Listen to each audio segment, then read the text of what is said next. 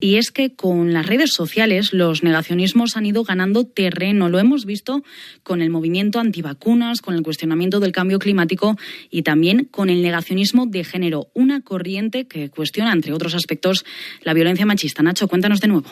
En los últimos años se han ido extendiendo y normalizando discursos que hasta ahora estaban superados y que, por ejemplo, cuestionan las cifras de la violencia machista y ponen el foco en las denuncias falsas.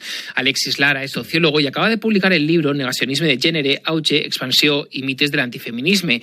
Nos explica que esta normalización se da porque las redes sociales te permiten conectar con gente con tus mismas ideas de forma más sencilla. Ese autosilencio o autocensura de aquellas personas que creen que su opinión no es mayoritaria por miedo a rechazo, a que les señalen, a que lo excluyan del grupo, y a través de las redes sociales eso se rompe porque encontramos comunidades que son abiertamente machistas, racistas, xenófobas y que entre ellos se pueden comunicar abiertamente porque no hay miedo a ese rechazo. También ha ayudado a la legitimación de este negacionismo de género la entrada en las instituciones de partidos ultra como Vox que hacen suyo este discurso. En un momento determinado, cuando digamos que el feminismo tenía más auge y los derechos sexuales y reproductivos estaban en la palestra como algo de sentido común, era muy difícil que se pudiera una persona definir abiertamente como antifeminista.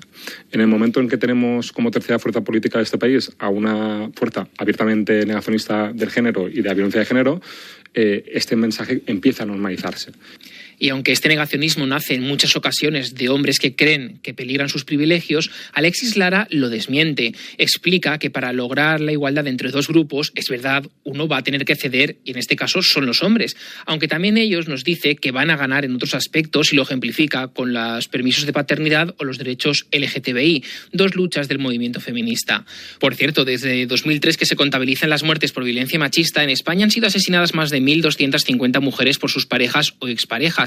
Solo el año pasado fueron asesinadas 58, mientras que en 2023 apenas el 0,01% de las denuncias resultaron ser falsas.